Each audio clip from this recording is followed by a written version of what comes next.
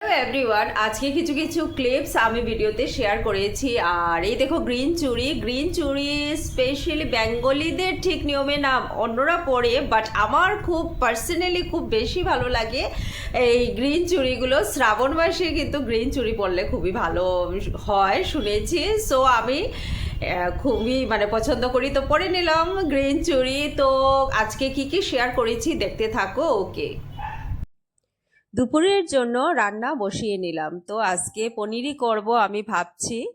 আর এদিকে সব আলু কেটে সব মশলা দিয়ে আমি রেডি করে নিচ্ছি পনির, আর সঙ্গে ছোট মাছও করলাম। কিন্তু ছোট মাছ করার সময়টা আমি ভিডিও করার সময় একদম সুযোগ সময় কিছুই পাইনি, এত কাজ ছিল।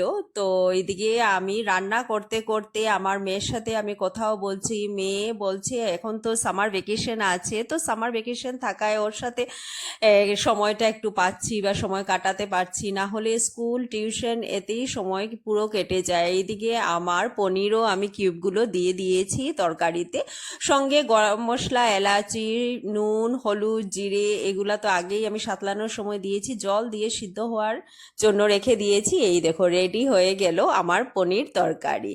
তো ফ্লেভারটাও দারুণ আসছিল, আর ছোটো মাছ শেয়ার করার একদমই সময় আমি পাইনি। এই কালারটাও কিন্তু দুর্দান্ত এসেছে। এদিকে আমার মেয়ে এসে গেছে বিছনা করার জন্য, ও বিছনা করছে।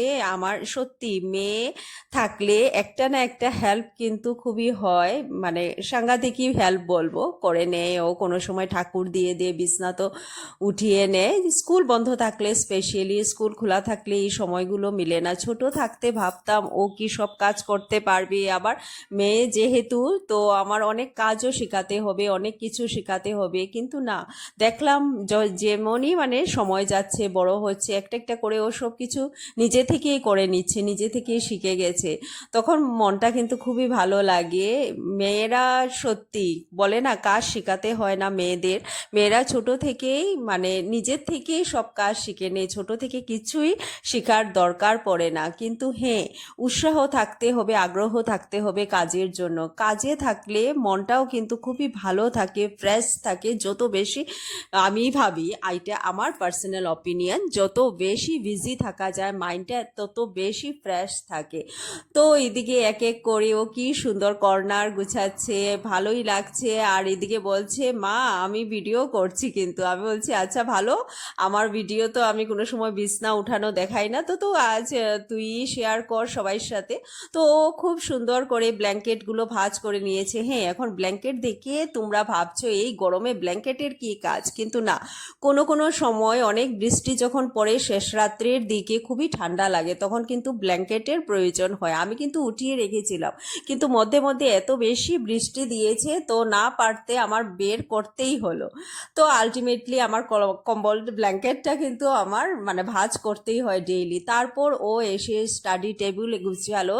স্টাডি টেবিল গুছানোটা খুবই জরুরি হয়ে যায়, প্রত্যেক দিনই অগোছালো হয়ে থাকে। তো যখনই অগোছালো হয় ও কিন্তু নিজে থেকেই গুছিয়ে নেয়, আমার কিছু বলতে হয় না। একটা একটা করে পেন বলো বা যা কিছুই বলো গুছিয়ে নেয়। হ্যাঁ, বুকস আর কপিগুলো আমি বলেছিলাম ওকে সরানোর জন্য, এদিকে পাশে আমিও এসে দাঁড়িয়েছি একবার। তো আমি বলছিলাম যে তুই কপিগুলো সরিয়ে ভিতরে রেখে দে, তো বলল না মা, দরকার পড়ে স্যারের বাসায়, প্লাস এখন পড়তেও হয়। বন্ধ থাকলেও কি হলো, স্যারদের পড়া বা মিসদের পড়া তো থেকেই যায়, নিজে থেকে পড়তেই হবে। ও এখন ক্লাস 9-এ উঠেছে, তো একটু বড় হয়ে গেছে, পড়ার প্রেশারও খুব বেড়ে গেছে। সো ওই কথাই বলছে যে না মা, বাইরেই রাখতে হবে। তো আমি বললাম ঠিক আছে, তোর আলমারিতে না রেখে বাইরেই রাখ, যেরকম সুবিধা হয় বা যেরকম যাই হয় কর। তো এক এক করে সব কিছু গুছিয়ে নিল। এদিকে কাল একটা প্রোগ্রামে ওর বাবাও গেছিল, তো কাপড় চোপড়ও অনেক হয়ে গেছে। তো বলছে মা কাপড়গুলো গুছাতে হবে।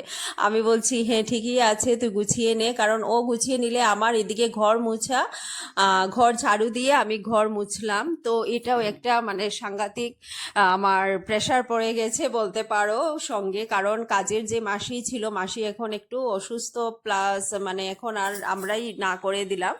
তো এখন আমার নিজেরই সব কিছু করতে হয়, কাপড় ধোয়া বলো আর ঘর ঝাড়ু, ঘর মোছা। ঘর ঝাড়ু তো আগে দিতামই, কিন্তু ঘর মোছাটা করতে হয় আগে। মাসি ঘর মোছা আর কাপড়টা ধুয়ে দিত। তো আলটিমেটলি আজ বেড কাভারও ছিল, তো বেড কাভারও ধুলাম। আর কাল ভেবেছি আমি পর্দাগুলো ধুয়ে দিব। তো এটাই ভাবছি। আর এদিকে আমি আমার কাজও করছি, আর ও এদিকে কাপড় এক এক করে গুছিয়ে নিচ্ছে। খুব সুন্দর করে কাপড়গুলো ভাঁজ করলো, করে ভালো কাপড়গুলো আলমারিতে ঢুকিয়ে দিচ্ছে। তো বলছে মা এক এক করে গুছাবো, আর একটা প্যান্ট শর্টস আর কি ও পাচ্ছে না, তো ওইটাই বলছে মা কোথায় রেখেছো। ও বলছি রেখেছি, দ্বারা ঢুকিয়ে রেখেছি। তো ওইটাই আমি ভাবছি মনে মনে তখন ঘর মুছতে মুছতে যে আমি কোথায় রাখলাম। আমি তো ওকে বলেছি আমি রেখেছি, কিন্তু আমি তো আমার নিজেই মানে মনে করতে পারছি না আমি কোথায় রেখেছি। তো আলটিমেটলি ওর এক এক করে কাপড় গুছানো হয়ে গেল। আর আমি এদিকে ওকে বলছি তুই এখন কি আমি ঠাকুর দিয়ে দেবো না তুই দিবি। তো ও বলছে না মা আমি দিয়ে দেই, হয়ে যাবে, কারণ আজ স্যার 6টাতে আছে, আজ তো আর 4টার দিকে নেই।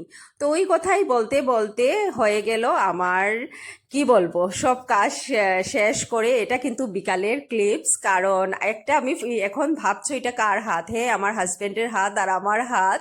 তো আমি একটা ফটো নেওয়ার জন্য ওর সাথে এইভাবে আমার হাতে ধরা কোনো ফটো নেই, একদম ক্লোজ ফটো যেটা। আর আমার মেয়ে দেখো এই দিক থেকে হাসছে, আর আমার হাজবেন্ড কিন্তু ঘুমে। জাগে থাকলে এই পসিবল হতো না এই ক্লিপটা মানে নেওয়া, তো বাদই দেওয়া, আমি ফটোটাও উঠাতে পারতাম না। আর হাতে মেহেন্দি দেখছো তো যখন আমি মেহেন্দি লাগাচ্ছি তখন আমি অ্যাকচুয়ালি এক ডান হাতে, এই দেখো গ্রিন চুড়ি, গ্রিন চুড়ি তো আমার দারুণ ভালো লাগে। ডান হাতে খুব ব্যথা ছিল, তো আমি আমার মেয়েকে বলছি দেখ বাচ্চাদের মতো আমি মেহেন্দি লাগিয়েছি, আর আমি নিজের নিজের হাতের ডিজাইনই দেখছিলাম। আর ও হাসছিল, কথাগুলো বলছিল কি করলে তুমি আমাকে দিতে। তো আজকের ভিডিও কার কেমন লাগলো আমাকে কমেন্ট করে জানাবে। আর যদি কিছু মানে ইমপ্রুভ করার থাকে, অনেক ক্লিপস আমার নেওয়ার থাকে বাট সময়ের জন্য আমি নিতে পারি না, আর অনেক কাজ থাকে। তো আমাকে কমেন্টে জানাবে। Okay bye, tata.